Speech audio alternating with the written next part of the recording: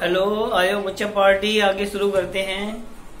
देखो, last video में मैंने बताया था प्रिंसिपल ऑफ कैपेसिटर। कैपेसिटर का प्रिंसिपल बताया था। ठीक है, कैपेसिटर का प्रिंसिपल है the capacitance of a conductor increase when an earth conductor is brought near to it. कोई हमारा कंडक्टर है, ठीक है, उसकी एक कैपेसिटी है चार्ज को होल्ड करने की। अगर उसके पास में हम दूसरा अर्थड कंडक्टर, अर्थिंग यानी कि जिसकी अर्थिंग हुई हो, जो अर्थ के साथ कनेक्ट हो, वो उसके पास अगर लेके आएंगे तो उसकी चार्ज को होल्ड करने की कैपेसिटी बढ़ जाएगी। वो और ज्यादा चार्ज होल्ड कर सकता है। क्यों? क्योंकि उसका पोटेंशियल डिक्रीज हो जाएगा। पोटेंशियल डिक्रीज होने से उसका जो कैपेसिटेंस है वो इंक्रीज हो जाएगा। दोनों एक दूसरे के इनवर्सली प्रोपोर्शनल होते हैं। ठीक है, तो ये कैपेसिटर का प्रिंसिपल है, जो हमारा कैपेसिटर होता है। ठीक है, capacitance of a conductor increase when an earth conductor is brought near to it. अगर उसके पास में हम अर्थ कंडक्टर लेके आएंगे तो उसकी कैपेसिटी इंक्रीज हो जाएगी। आज हम इसके डेरिवेशन करते हैं। याद करने वाली बात है, बस स्टेप याद करने हैं। जल्दी जल्दी करते हैं, खत्म, चैप्टर खत्म हो जाएगा फिर ये। ठीक है, अब करेंगे कैपेसिटेंस, ये capacity of parallel plate capacitor. Parallel plate capacitor क्या होता है? Parallel plate capacitor consist two plane parallel plates separated by small distance. ठीक है, एक हमारी दो प्लेट होंगी, पैरेलल प्लेट होंगी, जैसे ये है, इस तरह से दो कंडक्टिंग मटेरियल की प्लेट होंगी, वो एक दूसरे के पैरेलल होंगी। ऐसे भी हो सकती हैं, वो ऐसे भी हो सकती हैं। ठीक है, इनका जो एरिया होगा, प्लेट का एरिया, ये वाला एरिया, अगर ये प्लेट हमारी रेक्टेंगुलर है तो इसका एरिया हो जाएगा लेंथ इंटू ब्रेड। ये सर्कुलर भी हो सकती है। अगर ये सर्कुलर होगी तो एरिया हो जाएगा पाई आर स्क्वायर। अगर ये स्क्वायर शेप में होगी तो एरिया हो जाएगा साइड का स्क्वायर। तो इसका हम एरिया फाइंड कर सकते हैं। ये हमारी प्लेट ऐसी होगी, पैरेलल प्लेट। दो प्लेट एक दूसरे के आमने सामने हम इंसुलेटिंग स्टैंड में लगा देंगे तो वो हमारा बन जाएगा पैरेलल प्लेट कैपेसिटर। देखो, उसके बीच में, प्लेट के बीच में मोस्टली कोई ना कोई डाइलेक्ट्रिक मीडियम भरा हुआ होगा। डाइलेक्ट्रिक मीडियम भरने से उसकी कैपेसिटी और ज्यादा इंक्रीज हो जाएगी। आगे इसमें हम पढ़ेंगे, जितनी भी के की वैल्यू होगी उतनी ही उसकी सी की वैल्यू इंक्रीज हो जाएगी। ठीक है, अब इसमें देखो, हमें सिर्फ 3 स्टेप याद करने हैं। 3 स्टेप याद करके हमारा डेरिवेशन याद हो जाएगा। पहला स्टेप होगा, हम ई की वैल्यू फाइंड करेंगे। 2-3 डेरिवेशन है इसकी, उनमें यही प्रोसीजर चलेगा। किसकी वैल्यू फाइंड करेंगे? पहले जो हमारी प्लेट्स हैं, पैरेलल प्लेट्स हैं, उनके बीच में हम पहले इलेक्ट्रिक फील्ड फाइंड करेंगे, ई की वैल्यू फाइंड करेंगे। ये पहला स्टेप हो गया। इसको दिमाग में एक बार रिवाइज कर लो अच्छे से। हम किसकी वैल्यू फाइंड करेंगे? पहले ई की। देखो, ये याद रखना, ई वी सी, बस ये 3 स्टेप हैं। पहले ई की वैल्यू फाइंड करेंगे, उसके बाद v की वैल्यू फाइंड करेंगे, और उसके बाद c की वैल्यू फाइंड करेंगे। तो v की वैल्यू होती है e मल्टीप्लाई डी। v की वैल्यू कितनी है? e multiply D. और c की value c is equal to Q upon v। तो यहाँ से v की जो वैल्यू आएगी उसको यहाँ पुट कर देंगे। बस ये इतना सा डेरिवेशन है, बड़ा सिंपल है, बहुत ज्यादा ही सिंपल है। e की वैल्यू, अगर 2 प्लेट्स हैं, जैसे एक अगर हमारी सिंगल प्लेट है, सपोज करो ये एक प्लेट है, इस पे चार्ज है पॉजिटिव। ठीक है, इस पे चार्ज डेंसिटी है सिग्मा। तो इसके पास यहाँ पे ये कोई पॉइंट है, इस पॉइंट पे जो इलेक्ट्रिक फील्ड होगी E1, तो E1 की वैल्यू कितनी होगी? E1 की वैल्यू होगी sigma upon 2 epsilon not. Positive की वजह से किसी पॉइंट पे जो फील्ड होगी वो अवे होगी। अगर हमने इसके पास एक और प्लेट रख दी है और इस पे चार्ज है माइनस सिग्मा, इंडक्शन की वजह से इस पे minus sigma charge density induce हो जाएगी। माइनस क्यू चार्ज होगा, इस पे प्लस क्यू चार्ज होगा, तो इसकी भी यहाँ पे फील्ड हो जाएगी। अगर सिंगल प्लेट थी तो सिर्फ उसकी फील्ड थी। अब 2 प्लेट होगी, एक पॉजिटिव एक नेगेटिव, तो नेगेटिव की भी फील्ड हो जाएगी। नेगेटिव की जो इलेक्ट्रिक फील्ड होगी वो नेगेटिव की ही तरफ होती है। ठीक है, तो ये हमारा इधर को हो जाएगा E2। तो E2 कितना हो जाएगा? Sigma upon 2 epsilon not. तो इसके बीच में जो फील्ड होगी उसको हम यूनिफॉर्म सपोज करते हैं कि सब जगह एक ही फील्ड है प्लेट्स के बीच में। वैसे प्लेट के आसपास यहाँ पे फील्ड थोड़ी सी ज्यादा होगी, उसको हम इग्नोर कर देते हैं। तो बीच का जो रीजन है, सब जगह फील्ड को हम यूनिफॉर्म सपोज करेंगे। अब किसी भी पॉइंट पे बीच में जो नेट फील्ड होगी वो प्लस हो जाएगी इनकी, क्योंकि दोनों सेम डायरेक्शन में है। तो नेट फील्ड हमारी इन दोनों को प्लस करके आएगी, बस ये ध्यान रखना है। इसको मैं ये समझाने के लिए क्या है, जब डेरिवेशन करेंगे तो उसको डायरेक्ट लिखेंगे इन दोनों को प्लस करके, ठीक है। इसके हम टोटल जो फील्ड होगी वो हो जाएगी E1 प्लस E2, क्यों? क्योंकि दोनों सेम डायरेक्शन में, इसलिए प्लस हो जाएगी ये हमारे। अब देखो ये प्लेट्स हैं, इनके बीच का डिस्टेंस है हमारा D, ठीक है। ये प्लेट X है और ये प्लेट Y है, ये X है। इसका एरिया भी A है और इसका एरिया भी A है। एरिया कौन सा होगा?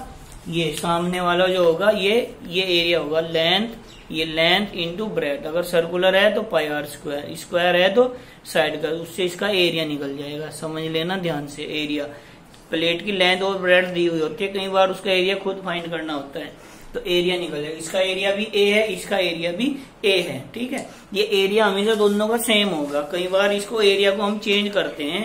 देखो प्लेट है कुछ, उसमें इसको अगर हमने ऐसे कर दिया, ऊपर उठा दिया एक को, तो आमने सामने का जो एरिया है वो फिर डिक्रीज हो जाएगा। तो जहाँ पे वेरिएबल कैपेसिटर होते हैं तो वहां प्लेट ये ऊपर नीचे करके ऐसे एरिया उसका चेंज कर सकते हैं। लेकिन एरिया जब ऐसे होगा, इसका मतलब ये नहीं कि एक का कम हो गया एक का ज्यादा हो गया। अगर वो प्लेन है, प्लेन होंगे, ऐसा करने से तो दोनों का उतना ही एरिया आमने सामने रहेगा, वही एरिया हम इसमें काउंट करेंगे, ठीक है। तो ये हमारा एरिया इनका A है और इनके बीच का डिस्टेंस D है, ठीक है।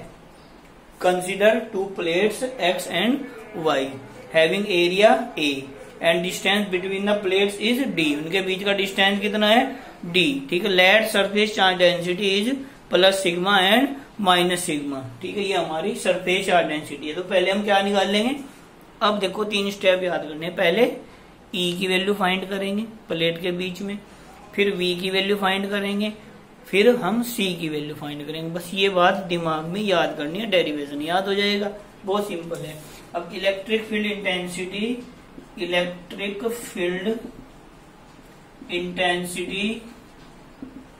बिटवीन द प्लेट्स के बीच में इलेक्ट्रिक फील्ड इंटेंसिटी फाइंड करेंगे। E is equal to sigma upon 2 epsilon naught, sigma upon 2 epsilon naught. Direct लिखेंगे क्योंकि एक पॉजिटिव है एक नेगेटिव है, तो ये कितना आ जाएगा? सिग्मा अपॉन एप्सिलॉन नॉट आ जाएगा।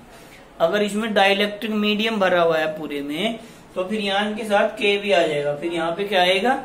K आएगा। अगर उसके लिए डेरिवेशन आ जाए तो फिर यहाँ पे K लिख देंगे, इसमें यहाँ पे K आ जाएगा। तो ये हमारी इलेक्ट्रिक फील्ड इंटेंसिटी आ जाएगी। सिग्मा की वैल्यू होती है Q upon A epsilon naught. Sigma की वैल्यू पुट कर दी हमने, Q अपॉन A। सिग्मा होता है charge per unit area. Plate के यूनिट एरिया में जितना चार्ज होगा उसको हम बोलते हैं सिग्मा। क्या हो गया? ठीक है, उसको क्या बोलते हैं? सिग्मा बोलते हैं, ठीक है। यूनिट एरिया पे जितना चार्ज होगा उसको हम क्या बोलेंगे? सिग्मा बोलेंगे। अब देखो E फाइंड कर लिया, बस इसी में थोड़ा सा याद रखने वाली बात है। आगे तो कैलकुलेशन है, आगे तो उसमें वैल्यू पुट कर देंगे, ठीक है। तो potential difference between the plates, potential difference between the plates क्या आ जाएगा? V is equal to E multiply D। अगर हमें पता है कि इतने एरिया में ये फील्ड है, फील्ड पता हो किसी उसमें इतने डिस्टेंस में इतनी फील्ड है, तो E को D से मल्टीप्लाई करके V की वैल्यू आ जाती है। तो V इज इक्वल टू ये आ जाएगा हमारा, E की वैल्यू पुट कर देंगे Q upon A epsilon not multiply D, ये V की वैल्यू आ जाएगी। ये जो E और V का जो रिलेशन था इलेक्ट्रिक फील्ड इंटेंसिटी और पोटेंशियल ग्रेडियंट का, उससे ये पिछले चैप्टर में भी आया था, कोई ये वाला था E is equal to minus dV upon dr। तो इसको हम ऐसे भी लिख सकते हैं V upon D, dV upon dr को V अपॉन D भी लिख सकते हैं। या अगर इसका पोटेंशियल हमारा V1 है और इसका पोटेंशियल V2 है, तो फिर यहाँ पे हमारा आ जाएगा minus V2 minus V1 upon D। ये आ जाएगा V2 minus V1 upon D। इसको सोल्व करेंगे तो ये आ जाएगा, माइनस के अंदर मल्टीप्लाई करेंगे V1 minus V2 upon D, तो उसको V अपॉन D लिख सकते हैं। इस चैप्टर में याद रखना है E is equal to V upon D। अगर V D पता हो तो E फाइंड कर सकते हैं, E D पता हो तो V फाइंड कर सकते हैं। तो इसी के अकॉर्डिंग हमने ये इसको लिया, यहाँ पे इसकी वैल्यू। अब ये V की वैल्यू यहाँ पुट कर देंगे, ठीक है। इसको इक्वेशन फर्स्ट ले लो, इसको इक्वेशन सेकंड ले लो। अब ये ले लेंगे capacitance of capacitor, capacitance of C is equal to Q upon V। इसको इक्वेशन ले लेंगे थर्ड, और V की वैल्यू सेकंड से थर्ड में पुट कर देंगे। Putting the value of V from equation second into third, इसमें वैल्यू पुट करेंगे तो ये हमारा आ जाएगा C is equal to Q upon V की ये वाली वैल्यू पुट कर देंगे, Q D upon A epsilon note. ठीक है, तो ये Q से Q कैंसिल हो जाएगा तो C की वैल्यू आ जाएगी epsilon naught A upon D। ये हमारी C की वैल्यू, यानी कि देखो Q पे डिपेंड नहीं है, Q तो कैंसिल हो गया, ये A पे और D पे डिपेंड करता है। ठीक है, उसका एरिया बढ़ाएंगे तो देखो C, ये हमारा C प्रोपोर्शनल टू A हो गया और इनवर्सली प्रोपोर्शनल टू D हो गया। A को इंक्रीज करेंगे C इंक्रीज हो जाएगा, D को इंक्रीज करेंगे तो C हमारा डिक्रीज हो जाएगा, इसके इनवर्सली प्रोपोर्शनल है। ये पैरेलल प्लेट कैपेसिटर का कैपेसिटेंस है। अगर इनके बीच में कोई डाइलेक्ट्रिक मीडियम भरा हो कंप्लीटली, ठीक है, इसके बीच में अगर ये डेरिवेशन आएगा कंप्लीटली मीडियम भरा हुआ है तो उसके लिए कैपेसिटेंस का फॉर्मूला ड्राइव करना है। तो यहाँ पे हम फिर K लिख देंगे, यहाँ पे भी K लिख देंगे, यहाँ पे भी K आ जाएगा। फिर ये हमारा आएगा Q upon K A epsilon note. जब यहाँ पे वैल्यू पुट करेंगे तो यहाँ पे भी K आ जाएगा और यहाँ पे भी K आ जाएगा, तो इसमें C प्रोपोर्शनल टू K भी आ जाएगा। देख लो, अगर K की वैल्यू 6 है तो इसकी जो कैपेसिटी है वो 6 टाइम इंक्रीज हो जाएगी। अगर K की वैल्यू 10 है तो कैपेसिटी 10 टाइम इंक्रीज हो जाएगी। फिर यहाँ पे K की वैल्यू 6 है तो C is equal to 6 epsilon naught A upon D आ जाएगा। ये किसके लिए है? एयर के लिए। तो एयर में जो होगा वो मिनिमम होगा, उसके बाद जैसे जैसे डाइलेक्ट्रिक मीडियम फिल करते जाएंगे उसकी कैपेसिटी इंक्रीज होती चली जाएगी। ठीक है, नेक्स्ट टॉपिक है capacitance of parallel plate capacitor when dielectric slab is partially introduced between the plates. Partially यानी कि कुछ हिस्से में डाइलेक्ट्रिक स्लैब है, पूरे में नहीं है। अगर पूरे में डाइलेक्ट्रिक स्लैब है, वो फुल्ली फिल्ड है, तो अभी मैंने पहले बताया तो K की वैल्यू पुट करके वो कर देंगे। लेकिन अब वो क्या है? पार्शियली इंट्रोड्यूस है, यानी कि कुछ हिस्से में हमारा डाइलेक्ट्रिक है, बाकी में हमारी एयर है। ठीक है, तो इसमें यही बात समझने वाली है, मेन बात। ठीक है, होगा ये भी वैसे ही। ये वाला है, ये दो प्लेट्स हैं X Y, इनका एरिया A है और इनके बीच का डिस्टेंस D है। 2 plates X and Y separated by distance D। Let, ठीक है, इसमें जो हमने इंट्रोड्यूस किया इसके बारे में, let a dielectric slab of thickness T and dielectric constant K is introduced between the plates. Plates के बीच में हमने स्लैब को इंट्रोड्यूस कर दिया। अब ये देखना है कि प्लेट के बीच में कितने स्पेस में एयर है। पहले एयर थी D में, ठीक है, जब ये स्लैब नहीं थी तो प्लेट के बीच का डिस्टेंस कितना था? D। पूरे में एयर थी, अब हमने उसमें स्लैब इंट्रोड्यूस कर दी। कितने में? T में, तो बाकी कितना बचा? D माइनस T में एयर है। प्लेट के बीच में D माइनस T डिस्टेंस में एयर है और बाकी T में डाइलेक्ट्रिक स्लैब है। भाई ये इस डेरिवेशन की मेन समझने वाली बात है। स्टेप वही 3 है, पहले V की वैल्यू फाइंड करेंगे, फिर हम पहले E की वैल्यू फाइंड करेंगे, फिर V की वैल्यू फाइंड करेंगे, फिर D की वैल्यू C की वैल्यू फाइंड करेंगे। समझ गए ना? अब देखो, अब इसमें 2 अलग अलग फील्ड हैं। एक तो एयर में फील्ड है इलेक्ट्रिक फील्ड, और एक स्लैब के अंदर है। 2 फील्ड हैं तो 2 इसमें पोटेंशियल हो जाएंगे। ठीक है, ये हम पहले इसमें एयर में निकाल लेंगे। Electric field intensity between the plates in air. Air में फील्ड निकाल लेंगे। ई नोट इसको लिख देंगे Q upon epsilon naught A। अभी जो किसी डायरेक्ट देंगे Q upon epsilon naught A। Air में ये फील्ड की इंटेंसिटी होगी। अब कितने में है ये जो फील्ड है ये कितने में है? D माइनस T में। उससे इसको मल्टीप्लाई कर देंगे तो पोटेंशियल डिफरेंस आ जाएगा। E को उसके डिस्टेंस से मल्टीप्लाई करके पोटेंशियल डिफरेंस आ जाता है। तो potential difference between the plates in air, तो V1 is equal to E naught multiply D minus T। ठीक है, E नोट एयर में हमारी फील्ड है, कितनी डिस्टेंस में है? वो D माइनस T में। उसको से मल्टीप्लाई कर देंगे तो हमारा V पोटेंशियल डिफरेंस आ जाएगा। तो ये V1 is equal to Q upon epsilon naught A D minus T। ये इक्वेशन फर्स्ट आ जाएगी हमारी। ठीक है, अब electric field intensity between the plates in slab, जो हमारी स्लैब है, या डाइलेक्ट्रिक स्लैब, डाइलेक्ट्रिक स्लैब के अंदर, तो ये हमारी ई हो जाएगी Q upon K epsilon naught ए। ये इसमें बस मेन बात है समझिए, Q upon K epsilon naught ए। देखो अगर इसमें ये स्लैब नहीं है तो इसकी फील्ड की इंटेंसिटी है ई नॉट, ठीक है। अगर हमने स्लैब इंट्रोड्यूस कर दी तो जितने एरिया में स्लैब है, जितने स्पेस में स्लैब है, उस स्पेस में जो इंटेंसिटी है वो हो जाएगी हमारी, अगर उस स्पेस में इंटेंसिटी ई है तो वो डिक्रीज हो जाएगी, तो ये हमारी आ जाएगी E naught upon E is equal to K. ये के की डेफिनेशन है, ठीक है। जो एयर में हमारी इंटेंसिटी है और जो स्लैब में, उसकी जो रेशो आएगी उस रेशो को ही हम डाइलेक्ट्रिक कांस्टेंट बोलते हैं। तो यहाँ से अगर ई की वैल्यू हम फाइंड करें तो ई की वैल्यू आ जाएगी ई नॉट अपॉन के, और ई नॉट की अगर वैल्यू रखते हैं यहाँ पे क्यू अपॉन ये आ जाएगा के एप्सिलॉन नॉट, इसलिए ये आया हमारा के से इसको डिवाइड कर। समझेंगे ना, के की डेफिनेशन के अकॉर्डिंग एयर में जो फील्ड थी पहले और जो स्लैब में फील्ड है, उन दोनों की जो रेशो है, अगर उन दोनों की रेशो 2 है, ठीक है, वो हमेशा रेशो, सपोज करो ये इलेक्ट्रिक फील्ड लाइन 100 थी और बाद में इसमें रहेगी 50, तो ये 2 आ जाएगी 100 अपॉन 2। सपोज करो ये 100 थी, ये 10 है, तो ये कितनी आ जाएगी 10 आ जाएगी। तो ये जो रेशो आएगी 2, 3, 4, 6, 10 जो भी आएगी वो ही के की वैल्यू होती है, उसी को हम डाइलेक्ट्रिक कांस्टेंट बोलते हैं, ठीक है। तो यहाँ पे ये आ जाएगा। अब ये जो फील्ड है हमारी, ये कितने डिस्टेंस में है, टी में, टी से इसको मल्टीप्लाई करके पोटेंशियल डिफरेंस आ जाएगा। तो potential difference between the plates in dielectric slab के अंदर, तो ये V2 is equal to E multiply T आ जाएगा। ई की वैल्यू पुट कर देंगे Q upon K epsilon naught A into T, ये हमारी सेकंड इक्वेशन आ जाएगी। काम खत्म, समझने वाला, अब कैलकुलेशन शुरू, ठीक है। दोनों को प्लस कर देंगे, टोटल पोटेंशियल डिफरेंस आ जाएगा, क्योंकि ये एक हमारी स्केलर क्वांटिटी है, ठीक है। इसका अगर स्क्रीनशॉट लेना चाहे तो कोई ले सकता, ठीक है।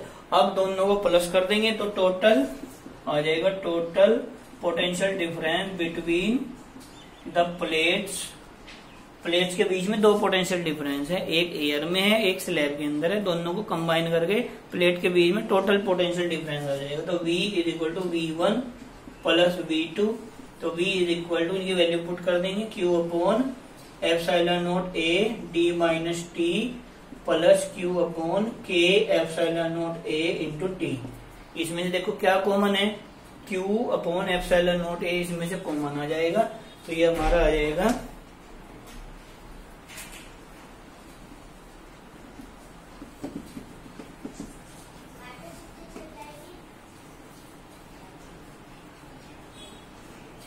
तो V की वैल्यू आ जाएगी Q upon epsilon naught A, ठीक है। यहाँ से ये कॉमन आ जाएगा तो D माइनस टी बच जाएगा प्लस T अपॉन K बच जाएगा। इधर से ये Q upon epsilon naught A common चला जाएगा, ये T बच जाएगा, ये K बच जाएगा, तो ये V की वैल्यू आ जाएगी। इससे C की वैल्यू फाइंड कर लेंगे, इसको सेकंड थर्ड मान लो, तो ये आ जाएगा capacitance C is equal to Q upon V4। इसमें हम V की वैल्यू पुट कर देंगे, putting the value of V। अगर फिजिक्स में कोई डेरिवेशन है उसमें अगर वैल्यू पुट करते हैं तो वो जरूर लिखना है कि पुट कर रहे हैं, putting the value of this. तो ये आ जाएगा C is equal to Q upon V की वैल्यू ये वाली पुट कर देंगे, Q upon epsilon naught A D minus T plus T upon K। तो ये Q से Q कैंसिल हो जाएगा, ये ऊपर चला जाएगा, तो C की वैल्यू आ जाएगी epsilon naught A upon D minus T plus T upon K। ये हमारा डेरिवेशन आ जाएगा इसमें।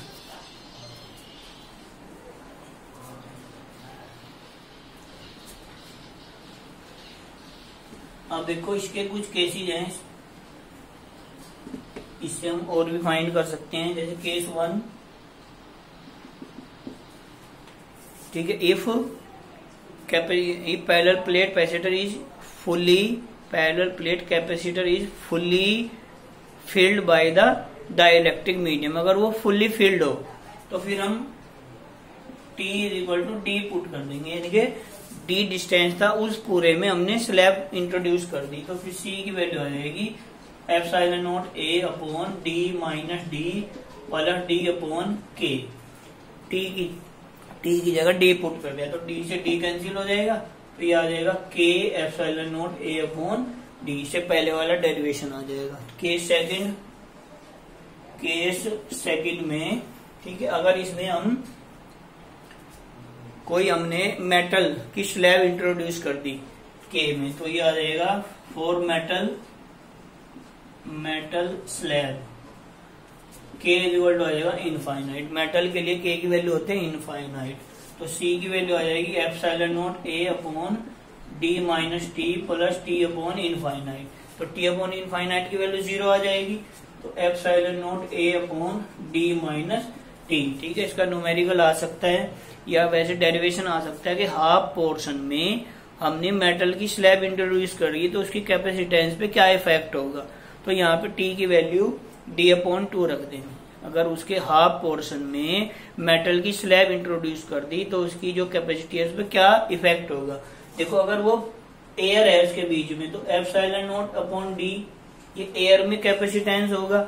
अगर हमने हाफ पोर्शन में या 1/2 पोर्शन में या 1/3 पोर्शन में या 3/4 पोर्शन में मेटल इंट्रोड्यूस कर दिया तो टी की वैल्यू वो रख देंगे डी अपॉन 2 या डी अपॉन 3 या डी अपॉन 4 या 3/4 डी, जितने में है वो हम टी की वैल्यू पुट कर देंगे इस वाले में। तो सी इज इक्वल टू आ जाएगा epsilon naught A upon D minus D upon 2। अगर हाफ में हमने उसको मेटल की स्लैब इंट्रोड्यूस की है तो ये आ जाएगा epsilon naught A upon D upon 2, तो ये 2 ऊपर आ जाएगा, तो कैपेसिटेंस जो है उसका डबल हो जाएगा। C upon C naught is equal to 2 आ जाएगा। जब इसको इससे डिवाइड करेंगे तो 2 आ जाएगा, ये कैंसिल हो जाएगा, तो सी इज इक्वल टू कितना हो जाएगा 2 सी नॉट। तो उसका जो कैपेसिटेंस है वो कितना हो जाएगा, डबल हो जाएगा। ठीक है, इसके बाद केस थर्ड है इसका। अगर हम इसके बीच में different material, different dielectric constant और डिफरेंट थिकनेस की प्लेट इंट्रोड्यूस करते हैं बहुत सारी। सपोज करो ये है, एक ये वाली है, एक ये वाली है, ऐसे बहुत सारी हमने इंट्रोड्यूस कर दी। इसकी थिकनेस है T1, डाइलेक्ट्रिक कांस्टेंट है K1, इसकी थिकनेस है T2, डाइलेक्ट्रिक कांस्टेंट है K2। ठीक है, तो अब देखो, अगर ये हमारे ऐसे n प्लेट्स हैं, कितनी है n, Tn Kn तक, इसमें 3, 4, 5, 10, 20 कितनी भी रख दी हमने उसमें, तो इसको माइनस करके जो हमारा डिस्टेंस बचेगा उसमें एयर होगी।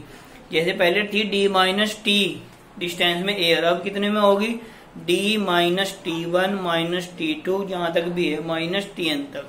तो उसके लिए c की वैल्यू आ जाएगी epsilon naught A upon d minus T1 minus T2 minus Tn, ये तो हो जाएगा एयर, प्लस ये आ जाएगा T1 upon K1, T2 upon K2 dash Tn upon Kn।